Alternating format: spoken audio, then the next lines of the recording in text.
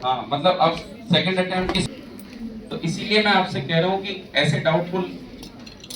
ये पकड़ में कैसे आएंगे ये सब चीजें,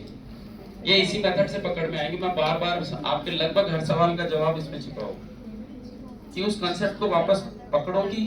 ठीक है पढ़ तो लिया कि आर और क्यू का कुछ रेशो था, लेकिन एक्चुअल उसका रीजन क्या था, ये जब आप बैक में पढ़ोगे वापस से और उस कंसेप्ट को 3 लाइन में यहाँ लिखोगे तो हमेशा, और इसका एक्चुअल कंसेप्ट तो आप करोगे तो कॉन्फिडेंटली करोगे उसको,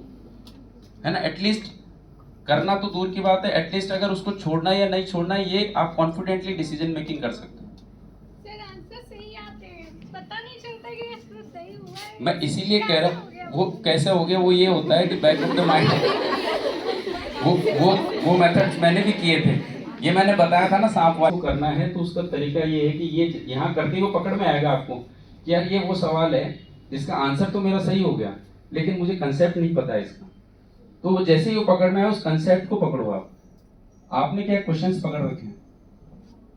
है ना, तो मैं आपको कह रहा हूँ कंसेप्ट पकड़ो और कंसेप्ट को यहाँ लेके आओ, वो आपका पर्पस सॉल्व करेगा। ठीक है, नेक्स्ट।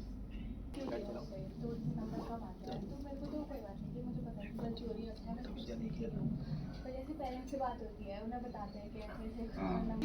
कुछ हो नहीं रहा है, फाइनल हो रहा है। अच्छा, पेरेंट्स ये कह रहे थे उस टाइम इतनी सीटें हुआ करती थी सीपीएमटी,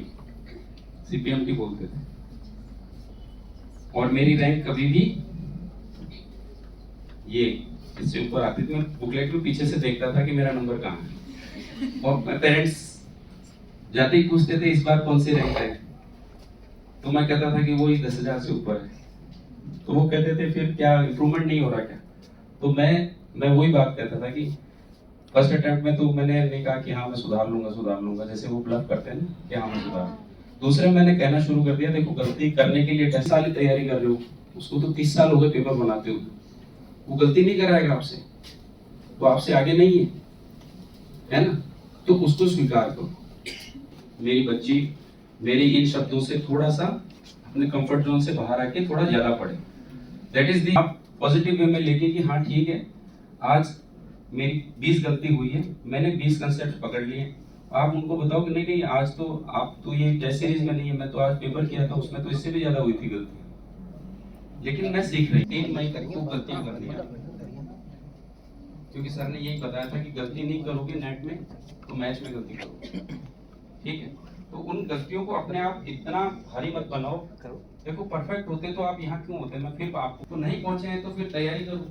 तैयारी करो तो कैसे करोगे, गलतियों को सुधारोगे, गलतियों को आइडेंटिफाई करोगे, तो मेन मोटिव वो है। और पेरेंट्स को तो अभी वो कहते हैं हाँ अभी तैयारी चल रही है, 4 मई को बात करें।